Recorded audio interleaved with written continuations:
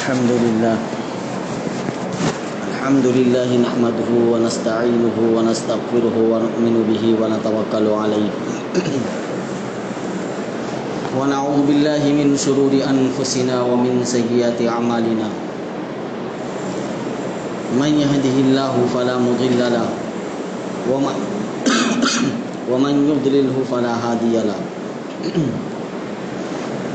وأشهد أن لا إله إلا الله وحده لا شريك له وأشهد أن سيدنا ومولانا محمدا عبده ورسوله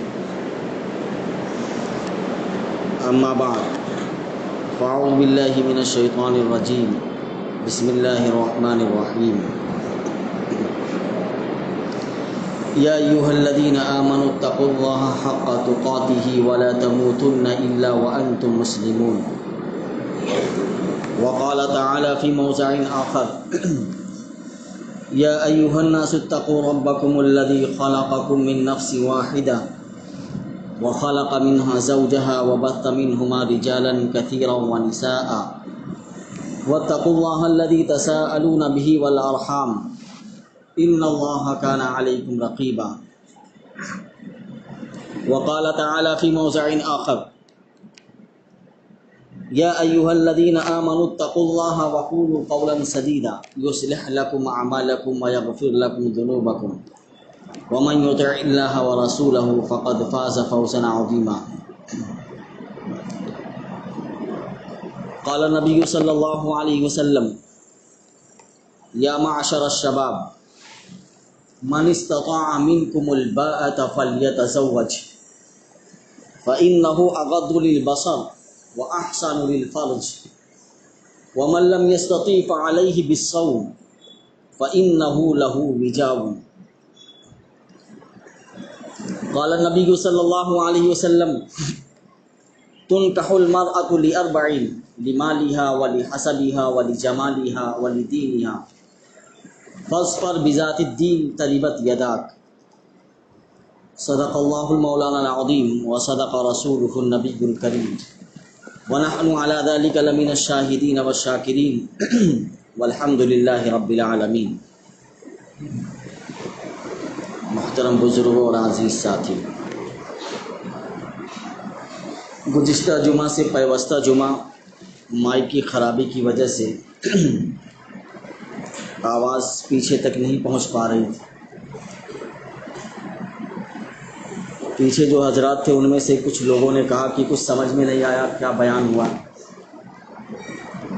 میں نے کہا ٹھیک ہے، آئندہ جمعہ میں انشاءاللہ کچھ باتیں جو خاص بیان کی گئی ہیں اس کے متعلق نکاح سے وہ آپ کو انشاءاللہ جب مائک ٹھیک ہوگا تو بیان کر دی جائیں گی.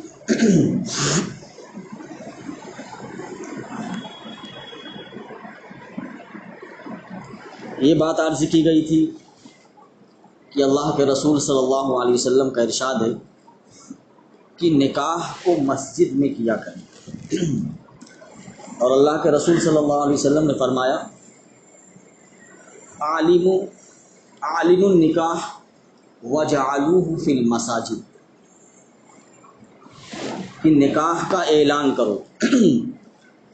یہ عالم یہاں امر کا صیغہ اللہ کے رسول نے استعمال کیا ہے.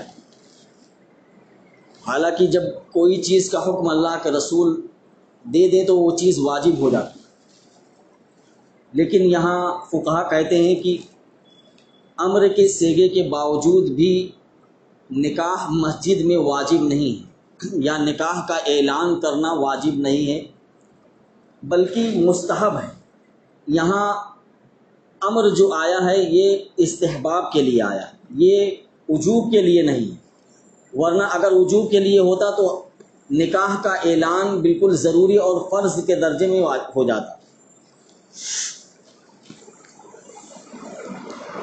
اللہ کے رسول نے کہا کہ اس کو مسجد میں کیا کرے، اور مسجد میں کرنے کی جو فضیلت ہے وہ بیان کی جا چکی. یعنی مسجد ایک تو خود اللہ کا گھر ہے یہ، اور مسجد میں نکاح کرنے کا فائدہ یہ ہوتا ہے کہ انسان جب مسجد میں آ جاتا ہے تو گویا وہ اللہ کے گھر میں اللہ کے پناہ میں آ گیا. مسجد میں ہر وقت فرشتوں کا اجتماع رہتا ہے. مسجد اللہ کا گھر ہے، ظاہر سی بات ہے اس میں فرشتوں کا اجتماع ہی رہے گا. اور دوسری بات، مسجد میں بہت سارے مصلی ایسے ہیں جو اللہ کے بہت قریبی ہیں، جن کو اللہ بہت پسند کرتا ہے، یا ان کا عمل جو ہے اللہ کے نزدیک بہت پسندیدہ ہے. تو مسجد میں نکاح کریں گے، نماز کے بعد نکاح ہوگا، تو فرشتوں کی شرکت تو رہے گی. تو جو حضرات اللہ کے مقرب بندے ہیں وہ ہمارے نکاح کی مجلس میں شریک ہوں گے اور ہماری دعاؤں پر آمین کہیں گے، تو اللہ ان کی برکت سے اس ہونے والے نکاح میں اللہ رب العزت تمام عمر کے لیے خیر و عافیت ڈال دیں گے، خیر و عافیت کا فیصلہ کر دیں گے. یہ فائدہ. اور تیسرا، دیکھیے نکاح جو ہوتا ہے نا، ہم لوگ جو اصل پہلو ہے اس اصل پہلو کی طرف توجہ نہیں دیتے. نکاح کو ہم نے یہ سمجھ لیا ہے کہ نکاح ایک دنیاوی رسم و رواج ہے، ایک بندھن ہے، یا یوں سمجھ لیجیے ہم کہتے ہیں کہ بس ایک رسم ہے دنیا، بس اس میں ہم لوگوں کو اکٹھا کر لیں، رشتہ داروں کو بلا لیں، خوشی منائیں، کھانا پکائیں، لوگوں کو کھلائیں اور تھوڑی بہت تفریح کر لیں. یہ ہم نکاح کے موقع پر یہ چیز سمجھتے ہیں. حالانکہ نکاح کا سب سے اہم پہلو کیا ہے؟ نکاح کا سب سے اہم پہلو جو ہے اس کا مسنون ہونا ہے. نکاح یہ مسنون ہے، سنت ہے. اس پہلو کی طرف ہماری نگاہ نہیں جاتی. یعنی دولہا بھی نیت نہیں کرتا ہے کہ میں ایک سنت کی ادائیگی کے لیے نکاح کر رہا ہوں. اور صرف یہ ہمارے نبی صلی اللہ علیہ وسلم کی سنت نہیں ہے، بلکہ یہ من سنن المرسلین ہے. یعنی تمام انبیاء علیہم الصلاۃ والسلام کی سنتوں میں سے. میں نے کہا نا 2 پیغمبر صرف ایسے گزرے ہیں جو نکاح جن کا نہیں ہوا ہے، جن میں سے ایک حضرت یحییٰ علیہ السلام ہیں، جن کے بارے میں قرآن نے کہا کہ اللہ نے ان کو حصور بنایا. حصور کا مطلب کہ تمام مردانہ صلاحیت ہونے کے باوجود بھی ایسا نہیں ہے کہ ان کے اندر کوئی کمی تھی، نعوذ باللہ. شریف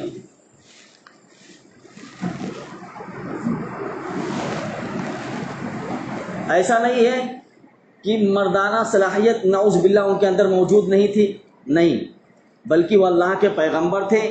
مردانہ صلاحیت پوری موجود تھی ان کے اندر، لیکن اس کے باوجود بھی اللہ نے ان کو حصور بنایا. حصور کہتے ہیں کبھی بھی جس کے دل میں کسی لڑکی کا، کسی عورت کا خیال پیدا نہ ہو. تو حضرت یحییٰ علیہ السلام کی خصوصیت، ان کی صفت یہ تھی کہ کبھی بھی ان کے دل میں کسی لڑکی یا عورت کا خیال پیدا نہیں ہوا. یہ صرف انہی کی خصوصیت، یہ بھی نوٹ کر لیجیے. اسی وجہ سے اللہ کے رسول صلی اللہ علیہ وسلم نے حدیث میں فرمایا کہ یہ خصوصیت تو صرف یحییٰ علیہ السلام کی ہے کہ ان کو اللہ نے حصور بنایا. لیکن اگر کوئی شخص ان کے بعد یہ دعویٰ کرے کہ میں حصور ہوں، یعنی میرے دل میں کسی لڑکی کا، کسی عورت کا خیال پیدا نہیں ہوتا، اور یہ کہے کہ میں بالکل حضرت یحییٰ علیہ السلام کی طرح حصور ہوں، تو اللہ کے رسول نے کہا کہ وہ لعنتی ہے، وہ جھوٹا ہے، وہ کذاب ہے، اس کی بات پر کوئی اعتبار نہیں. اس لیے کوئی بھی انسان یہ جو دعویٰ کر رہا ہے وہ انسانی فطرت سے ہٹ کر دعویٰ کر رہا ہے. وہ صرف حضرت یحییٰ علیہ السلام کی خصوصیت تھی، اللہ نے انہی کے ساتھ اس کو خاص کیا تھا. باقی کوئی بھی انسان ایسا نہیں ہے جس کے دل میں غیر جنس کی طرف انسان کا میلان نہ ہوتا. اللہ نے اس فطرت کو انسان کی، اللہ نے اس صفت کو انسان کی فطرت میں داخل کر دیا. مرد ہے، عورت کا خیال اس کو لازمی آنا ہے، عورت ہے، مرد کا خیال اس کو لازمی آئے گا. ایسے کوئی بھی عورت نہیں ہے جو یہ کہے کہ میں کبھی بھی میرے دل میں مرد کا خیال نہیں آتا. مرد ایسا دعویٰ نہیں کر سکتا کہ میرے دل میں کبھی بھی کسی عورت کا خیال نہیں آتا. تو نکاح کو مسجد میں کریں. نکاح کو مسجد میں کرنے کا یہ فائدہ ہے کہ ہم اس میں بہت ساری خرافات سے بھی بچ جاتے ہیں. اور میں نے کہا نا کہ یہ سنن المرسلین ہے، سنن الانبیاء ہے، تمام انبیاء علیہ الصلوۃ والسلام کی سنت ہے. اس واسطے جب بھی نکاح کریں تو اس میں اس نیت کو شامل کر لیں کہ میں نکاح ایک سنت جو اللہ کے رسول کا طریقہ ہے، تمام انبیاء علیہ الصلوۃ والسلام کا طریقہ ہے، میں اس طریقے کے مطابق اس نکاح کو انجام دے رہا ہوں. دیکھیے ہماری جتنی بھی عبادتیں، وہ عبادتیں کچھ دیر تک رہتی ہیں پھر ختم ہو جاتی ہیں. ہم کوئی بھی عبادت کریں، وہ عبادت شروع ہوئی پھر اس کو ختم ہونا ہے. چاہے آپ مثال کے طور پر 2 رکعت نفل نماز کی نیت سے کھڑے ہو جائیں، آپ 2 گھنٹہ پڑھیں، 3 گھنٹہ پڑھیں، ختم ہو جائے. قرآن کی تلاوت آپ نے شروع کی، آپ 1 گھنٹہ پڑھیں گے، 2 گھنٹہ پڑھیں گے، 3 گھنٹہ پڑھیں گے، جتنا بھی چاہیں گا آپ پڑھیں گے، اس کے بعد پھر بند ہو جائے گا. نماز ہے فرض، 10 منٹ میں ختم ہو جائے گی، 12 منٹ میں ختم ہو جائے گی، 7 منٹ میں ختم ہو جائے گی. یعنی جتنی عبادتیں ہم دنیا میں انجام دے رہے ہیں نا، وہ بہت مختصر ہے نکاح کے مقابلے میں. آپ کہیں گے کیسے؟ دیکھیے نکاح ایک عبادت ہے. عبادت کیسے؟ جب ہم یہ نیت کریں گے، اگر ہم رسم و رواج کے پابندیوں میں بندھے رہیں گے، ہم اس نیت سے نکاح کر رہے ہیں کہ بس ایک دنیاوی بندھن ہے، یہ ایک سماجی بندھن ہے، ایک سماجی یا کہہ لیجئے کہ معاشرتی بندھن ہے، ہم اس واسطے نکاح کر رہے ہیں. اس پہ عبادت کا ثواب نہیں ملے، بلکہ ہم یہ نیت کریں کہ یہ نکاح ایک سنت ہے اللہ کے رسول کی، اللہ کے رسول نے نکاح کیا ہے اور نکاح کرنے کے لیے کہا ہے، اس واسطے میں اللہ کے رسول کی اور تمام انبیاء کی سنت کو ادا کر رہا ہوں. تو پھر یہ عبادت بنے گی. اور جب یہ عبادت بن گئی تو نکاح سے بڑی عبادت کوئی بھی نہیں. کیسے؟ مثال کے طور پر ایک آدمی نے، ایک لڑکے نے 20 سال کی عمر میں نکاح کیا، اب اس کی عمر جو ہے 80 سال ہو گئی، پوری عمر اس نے 80 سال پائی. 20 سال کی عمر میں نکاح کیا تھا، 80 سال اس کی عمر پوری ہوئی، تو یہ 60 سال جو درمیان کے ہیں، یہ سارے کے سارے جب تک وہ نکاح کے بندھن میں بندھا رہے گا، یہ عبادت کا میٹر جو اس کا چلتا رہے گا. یہ عبادت کا میٹر کب تک چلے گا؟ جب تک وہ زندہ ہے، جب تک اس کا نکاح برقرار ہے. تو اتنی بڑی عبادت ہے. لیکن اتنی بڑی عبادت کب ہوگی؟ میں نے کہا جب ہم اپنی نیت کو اس سنت کے مطابق کریں گے. تب جنسی خواہش کو پوری کرنے کے لیے یا عیاشی کرنے کے لیے یا پھر کسی اور مقصد کے لیے اگر ہم نکاح کر رہے ہیں تو پھر یہ عبادت بن ہی نہیں سکتی.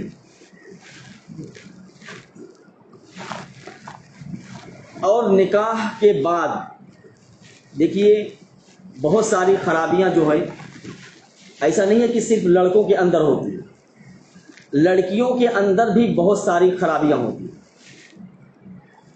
دونوں کو سمجھداری سے کام کرنا چاہیے، چاہے لڑکی والے ہوں چاہے لڑکے والے ہوں.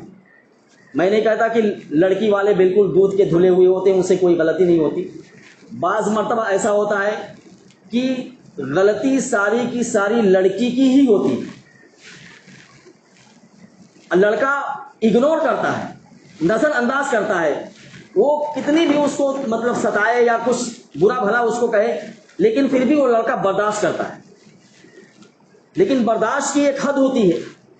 ظاہر سی بات ہے لڑکا ہے، اللہ نے اس کو حاکم بنایا ہے، لیکن حاکم ہونے کے باوجود بھی وہ ساری چیزیں اس کی برداشت کر رہا ہے. جب برداشت کی حد ہوتی ہے تو پھر معاملہ جو ہے جدائی کا ہو جاتا ہے. تو دونوں کو سمجھداری سے کام. اللہ رب العزت نے مرد اور عورت کو لباس سے تعبیر کیا ہے قرآن کریم میں. قرآن کریم میں اللہ رب العزت نے کہا ہن لباس لکم وانتم لباس لہم. اب بتائیے آدمی لباس پہن رہا ہے، بھائی ہم لباس پہنے ہوئے، اس لباس پہننے کا مقصد کیا ہے؟ اس لباس نے پہلی بات تو یہ ہے کہ ہمارے جسم کے جو بھی عیب ہیں اس کو چھپا دیا ہے. بھائی کسی کو پھوڑا ہو گیا ہے، داغ پڑ گیا ہے، لباس پہن لیا نظر نہیں آ رہا، بائی پاس آپریشن ہوا ہے کسی کا اور اس کے نشانات اس کے سینے پر ہیں، ظاہر سی بات ہے اگر کوئی دیکھ لے اس کو تو عجیب سا لگتا ہے، لیکن لباس پہننے کی وجہ سے وہ بائی پاس کا جو نشان تھا وہ چھپ گیا ہے، لباس نے اس نشان یعنی اس عیب کو چھپا دیا ہے، یا یوں کہہ لیجیے جو بھی جسم کے اندر پھوڑی پھنسی کے جو داغ تھے اس لباس نے اس کو چھپا دیا۔ تو اللہ نے لباس کیوں کہا؟ اس واسطے کہا کہ جس طریقے سے لباس جسم کے عیب کو چھپاتا ہے، ایسے ہی میاں بیوی کو چاہیے کہ وہ ایک دوسرے کے عیب کو چھپائیں، ایک دوسرے کو نظر انداز کریں، ایک دوسرے کو سمجھ کر لیں۔ اور دوسری بات کہ اگر لباس کے اندر کوئی تیسری چیز داخل ہونے لگتی ہے تو ہمیں گوارا نہیں ہوتی ہے، ہم اس کو فوراً نکال کے باہر کر دیں۔ بھائی میرے لباس کے اندر اگر کوئی کیڑا چلا گیا، کوئی تنکا چلا گیا تو مجھے عجیب سا لگتا ہے، اور میں کیا کرتا ہوں، میں اس کو فوراً باہر نکال دیتا ہوں۔ کیوں؟ کیونکہ اس لباس کے اندر میں نے کسی دوسری چیز کو برداشت نہیں کر سکتا۔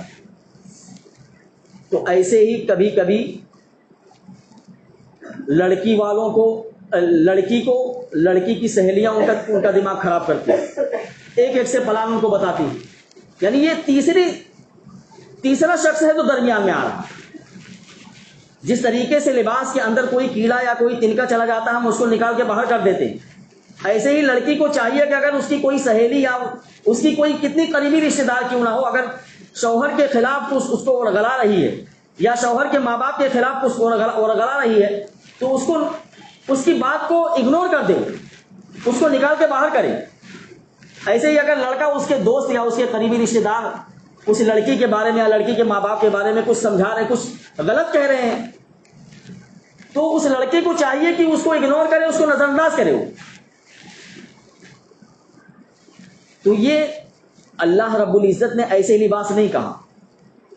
اب لباس انسان کے سب سے زیادہ قریب ہوتا ہے، بھائی میرے بدن سے قریب لباسی، تو میاں بیوی کو بھی ایسے ہی ہونا چاہیے، بالکل ایک دوسرے سے مل کر رہنا چاہیے۔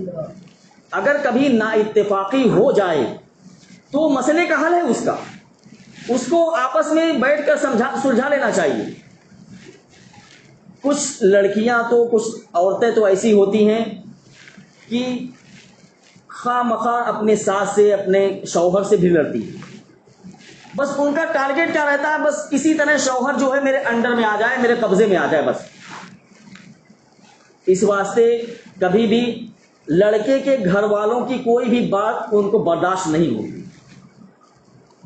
ایک واقعہ لکھا ہے ایک بزرگ نے، آپ اس کو لطیفہ بھی کہہ سکتے ہیں لیکن اگرچہ پیش آیا ہو، لکھا ایک عورت جو ایک حکیم صاحب کے پاس گئی اور بہت رونے لگی، اتنا روئی وہ حکیم صاحب پریشان ہو گئے، بولی کیا بات ہے بیٹی؟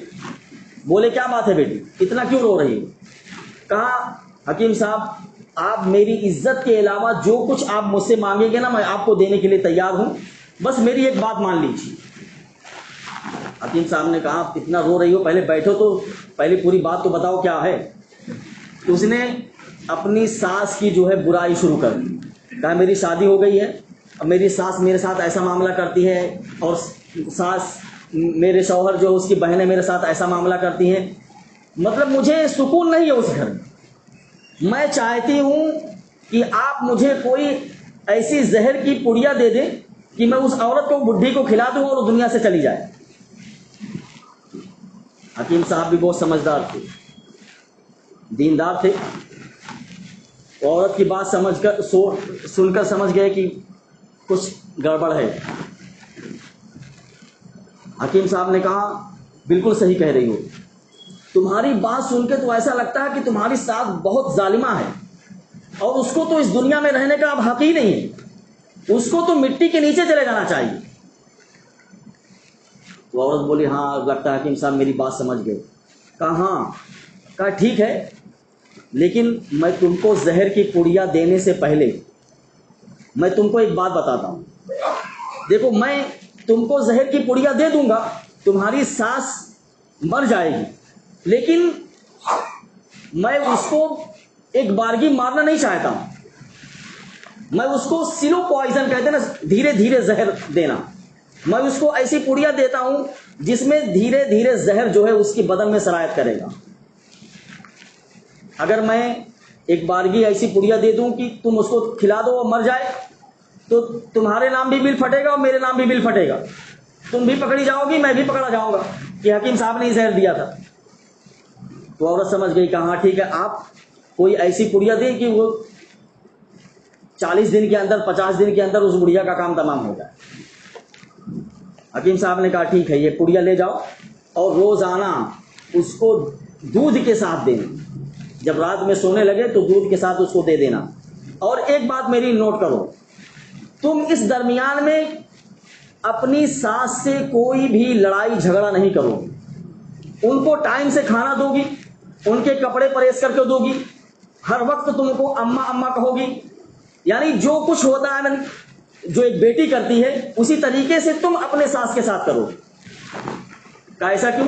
کہا ایسا اس وجہ سے کہ ابھی دیکھو تمہاری لڑائی تمہاری ساس سے ہو رہی ہے اور پورے محلے والوں کو پتا ہے، اگر تم ویسے ہی لڑتی رہے پہلے کی طرح، وہ مر گئی تو تم پھنس جاؤ گی، کہیں گے کہ ہو نہ ہو اسی نے زہر دیا ہے۔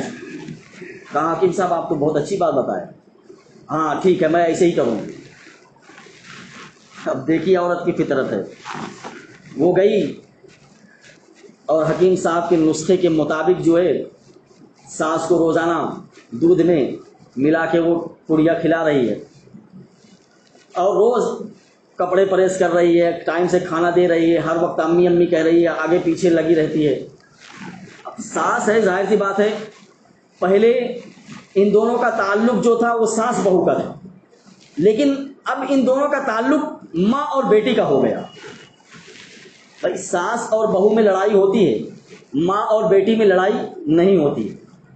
تو اب یہ منظر پلٹ گیا، جب اس نے اتنی خدمت کی تو اس ساس نے اس کو اپنی بیٹی سمجھ لیا اور لڑائی جو ہو رہی تھی وہ رک گئی۔ 25 دن ہوئے تھے، وہ عورت پھر حکیم صاحب کے پاس پہنچی اور کہا حکیم صاحب زہر تو آپ نے دے دیا ہے، ہو سکتا ہے وہ مر جائے، لیکن میں چاہتی ہوں کہ کوئی اس کا اینٹی آپ تیار کریں، میں اپنی ساس کو مارنا نہیں چاہتی ہوں۔ بولا کیوں؟ بولے اس وجہ سے کہ اب ہمارے درمیان کوئی لڑائی ہوتی ہی نہیں، اب میری ساس مجھ کو بیٹی کی طرح جانتی، اب مجھے ڈر لگ رہا کہیں وہ زہر کی پڑیا کھا لیا ہے میری ساس نے اور کہیں مر نہ جائے، آپ اس کا تریاق کوئی اینٹی تیار کریں آپ اور کھلا دیں۔ تو حکیم صاحب مسکرائے اور کہا دیکھو بات دراصل یہ ہے کہ تم جب آئی تھی تب میں سمجھ گیا تھا، میں نے تمہاری ساس کو زہر کی پڑیا نہیں بلکہ طاقت کی پڑیا دی، یہ جو 10 بچی ہوئی ہیں تمہارے پاس اس کو جو ہے اس کو بھی کھلا دو، اس سے اس کے بدن میں طاقت آئے گی۔ ابھی میں تم کو سمجھاتا ہوں، بولے تمہارے درمیان میں لڑائی کیوں ہو رہی تھی؟ لڑائی اس وجہ سے ہو رہی کہ تم ان کو اپنی ساس سمجھ رہی اور وہ تم کو اپنی بہو سمجھ رہی تھی، لیکن جب معاملہ یہ ہو گیا کہ تم ان کو اپنی ماں سمجھنے لگی اور وہ تم کو اپنی بیٹی سمجھنے لگی تو پھر معاملہ ختم ہو گیا اور جو لڑائی ہوتی تھی وہ لڑائی بھی بند ہو گئی۔ اس لیے اس حکیم صاحب نے اپنی ترکیب سے جو ہے وہ عورت کو محبت کرنے پر آمادہ کر دیا، نساس۔ ایسے بہت سارے واقعات ہیں، اشرف علی تھانوی رحمۃ اللہ علیہ کی کتابوں میں لکھا ہوا ایسے بہت سارے واقعات کہ ان کے پاس ایک عورت آئی، اس نے کہا مولانا صاحب ایسی تعویذ آپ مجھے دے دیں کہ میرا شوہر جو ہے میرے بالکل قبضے میں آ جائے۔ یہ بہت ساری عورتیں کرتی کہ آپ مجھے کوئی سی تعویذ بنا دینا کہ شوہر میرے بالکل قابو میں رہے، جتنا میں کہوں اتنا ہی کرے اور اس کے ماں باپ جو کہتے ہیں وہ نظر انداز کرے۔ یہ بہت سارے لوگ تعویذ مانگتے ہیں، بہت ساری لڑکیاں۔ تو آئی حکیم مولانا صاحب کے پاس، تھانوی رحمۃ اللہ علیہ کے پاس۔ تھانوی رحمۃ اللہ نے کہا ٹھیک ہے میں تم کو تعویذ تو دیتا ہوں، کہا لیکن اس کا عمل کیا ہے؟ کہا عمل میں تم کو بتاتا ہوں، بس میں تم کو تعویذ لکھ کے دوں گا، تم کو کرنا کیا ہے؟ کرنا یہ ہے کہ جب تمہارا شوہر گھر آئے تو تم کچھ مت کرنا، اس تعویذ کو تم اپنے منہ میں دبا کر بیٹھ جانا بس۔ سوچنے لگی بہت آسان عمل ہے، تو تعویذ دینے والے تو بہت لمبا لمبا سفر کرواتے ہیں، یہاں جانا ہے وہاں جانا ہے، یہ عمل کرنا وہ عمل کرنا ہے، تو بہت آسان سا عمل ہے، میں تو اس کو جھٹ سے کر لوں گی۔ تھانوی رحمۃ اللہ عنہ نے کہا کہ آپ جو ہے اس کو جیسے ہی شوہر تمہارے گھر آئے، اب یہ پہلے دیکھ لو کہ شوہر کے آنے کا وقت آ گیا ہے تو پھر فوراً منہ میں رکھ لینا۔ تعویذ لے کے چلی گئی، جیسے ہی شوہر کے آنے کا وقت ہوا تعویذ کو منہ میں رکھ لیا اس نے۔ اب شوہر گھر میں داخل ہوا تو روز کی طرح جو ہے لڑائی جھگڑا کچھ نہیں، جو پہلے مطلب آتے ہی کہاں تھے کیا کر رہے تھے، میں اتنے دیر سے کیا کر رہی ہوں، یہ سب جو چیزیں تھیں وہ کچھ نہیں، چپ۔ شوہر سلام کر رہا ہے، بس سلام کا جواب دے کے چپ، کچھ بھی نہیں بول رہی۔ شوہر سوچنے لگا بھائی ایک دن میں کیا بات ہو گئی، گیا، ظاہر سی بات ہے فطری محبت جو ہوتی ہے بیوی سے شوہر کی وہ جوش مارنے لگی، اور گیا پیار کیا بیوی کو اور کہا کیا بات ہے آج تم لڑائی کے موڈ میں نہیں ہو، تمہارا موڈ بہت اچھا لگ رہا ہے، لیکن وہ کچھ نہیں بول رہی، وہ اپنے دل میں سوچ رہی ہے کہ واہ کیا مولانا صاحب نے تعویذ دی ہے، ایک ہی دن میں اس کام کرنا شروع کر دیا اس نے۔ مولانا صاحب نے اتنی اچھی تعویذ دی کہ ایک ہی دن میں کام کرنا شروع کر دیا اس نے۔ حالانکہ مولانا صاحب نے کیا کہا تھا کہ صرف منہ میں دبا کر اس کو رکھنا، تم کچھ بولنا نہیں۔ لڑائی کس وجہ سے ہو رہی تھی؟ وہ بول رہی تھی زیادہ، اس وجہ سے لڑائی ہو رہی تھی۔ اب وہ چپ ہے تو شوہر کی فطری محبت جوش مار رہی ہے، اور شوہر جا کے اس سے محبت کی باتیں کر رہا ہے اور کہہ رہا ہے کہ یہ تو ایسی چیزیں ہوتی ہیں۔ یہ سب چیزوں کو نظر میاں بیوی کے اندر درمیان میں ناچاقی نا اتفاقی ہو جاتی ہے، لیکن اس کو نظر انداز کرنا چاہیے۔ یہ ازدواجی زندگی گزارنے کا سنہری اصول پیر ذوالفقار دامت برکاتہم نے جو ہے کتاب لکھی ہے، آپ اس کو پڑھیں، بہت بہترین کتاب ہے، ازدواجی زندگی کے سنہرے اصول، بہت اچھی کتاب ہے، آپ اس کو پڑھیں گے تو واقعیتاً آپ کو اندازہ ہوگا کہ ہماری ازدواجی زندگی میں کتنی تلخیاں ہیں، ہم اس کو کیسے خوشگواری میں تبدیل کر سکتے ہیں۔ تو دوستو نکاح کے بعد شوہر کے یا کہہ لیجیے کہ لڑکے کے دو ماں باپ ہو جاتے ہیں، اسی طریقے سے لڑکی کے بھی دو ماں باپ ہو جاتے ہیں، ایک تو جس سے پیدا ہوا وہ، اور دوسرے جس نے اس کو اپنی لڑکی دی، اور اسی طریقے سے لڑکی کے بھی دو ماں باپ ہو جاتے ہیں، جس سے وہ پیدا ہوئی ہے اور جہاں وہ جا رہی ہے۔ تو دونوں کو ماں باپ کی نظر سے دیکھنا، دونوں کے ساتھ ایسا برتاؤ کرنا کہ یہ، اور ماں باپ کو بھی چاہیے کہ اپنی بہو کے ساتھ یا داماد جو ہے اس کے ساتھ کیسا برتاؤ کرنا ہے، یہ بیٹے کے طریقے سے اگر برتاؤ کریں گے اور بیٹی کے ساتھ اگر جیسا برتاؤ کریں گے تو پھر معاملہ جو ہے زندگی کا بہت خوشگوار گزرتا ہے، اور زندگی کے اندر خوشگواری پیدا ہوتی ہے، اور ازدواجی زندگی کے اندر خوشگواریاں بالکل اللہ رب العزت اپنی طرف سے ڈال دیتے ہیں۔ یہ جو میاں بیوی کی محبت ہے یہ کسی انسان کی ڈالی ہوئی نہیں ہے، یہ اللہ رب العزت نے ہی محبت کا انجیکشن انسان کے دل میں مارا۔ اللہ رب العزت نے خود کہا وَجَعَلَ بَيْنَكُمْ مَوَدَّةً وَرَحْمَةً، کہ انہی میں سے تمہارے جوڑے بنائے اور اس کے اندر محبت اور مودت کو میں نے ہی ڈالا ہے۔ کسی دوسرے انسان کے بس کی بات نہیں ہے کہ بیوی کے دل کے اندر محبت ڈال دے۔ بیوی کے دل کے اندر یا شوہر کے دل کے اندر جو محبت آئی ہے، یہ محبت یہ اللہ رب العزت کی ڈالی ہوئی ہے۔ دیکھیے انسان اپنی بیوی سے محبت کرتا ہے، ایک وقت ایسا آتا ہے کہ انسان اپنی جنسی خواہش اس سے پوری نہیں کر سکتا۔ اللہ رب العزت نے دو لفظ استعمال کیا ہے، وَجَعَلَ بَيْنَكُمْ مَوَدَّةً وَرَحْمَةً، کہ اللہ رب العزت نے تم دونوں کے درمیان محبت بھی پیدا کی ہے اور مودت اور رحمت بھی پیدا کی ہے۔ دیکھیے انسان جب تک اس کے جسم میں طاقت رہتی ہے، جب تک وہ اپنی جنسی خواہش پوری کر سکتا ہے وہ بیوی کے ساتھ کرتا ہے، لیکن ایک وقت ایسا آتا ہے کہ انسان کی طبیعت ان چیزوں سے اچاٹ ہو جاتی ہے، اس کی جنس یعنی جنسی خواہش کی طرف میلان ہی نہیں ہوتا اس، یہ کہہ لیجئے کہ وہ بڑھاپے کی عمر کو پہنچ جاتا ہے، اب بیوی سے جو ضرورت تھی وہ ضرورت پوری نہیں ہو رہی، لیکن پھر بھی اللہ رب العزت اس رشتے کو برقرار رکھے ہوئے ہیں، قائم رکھے ہوئے ہیں۔ انسان اس رشتے کو توڑتا نہیں ہے، کیوں؟ اس واسطے کہ اللہ رب العزت نے رحمت کا بھی مادہ پیدا کر دیا ہے، شوہر کے دل میں بھی رحمت ہے، اور حالانکہ کوئی کچھ پورا نہیں کر رہا، کچھ بھی نہیں ہو رہا ہے، صرف دونوں ساتھ رہ رہے ہیں، لیکن رحمت کے مادے کی وجہ سے دونوں ایک ساتھ زندگی کی گاڑی کو موت تک پار کر دیتے ہیں۔ اور ایک بات آخری دوستو عرض کرنا ہے، دیکھیے میں بار بار آپ کو سمجھاتا ہوں، بار بار کہتا ہوں، آپ ابھی ایک صاحب جو ہے کہنے لگے کہ بنگال کے ہیں، وہ کہنے لگے کہ مجھے نکاح جو ہے سنت کے مطابق کرنی ہے۔ میں نے کہا تم نکاح سنت کے مطابق کبھی کر ہی نہیں سکتے۔ کہا کیوں؟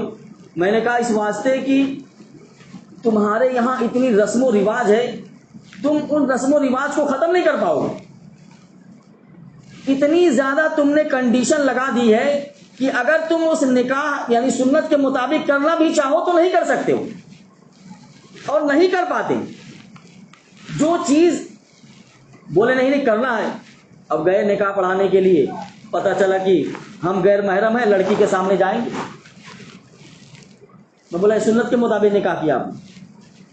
میں بولا نا تم سنت کے مطابق کبھی نکاح کر ہی نہیں سکتے ہو، کیوں؟ کیونکہ جب تک تم ان پابندیوں کو، ان رسم و رواج کو نہیں ہٹاؤ گے، سنت کے مطابق نکاح نہیں ہو سکتا تمہارا۔ میں بار بار کہتا ہوں کہ لڑکی کے سامنے گواہ جو بھی رہے گا وہ غیر محرم نہیں رہے گا، محرم ہونا چاہیے، محرم۔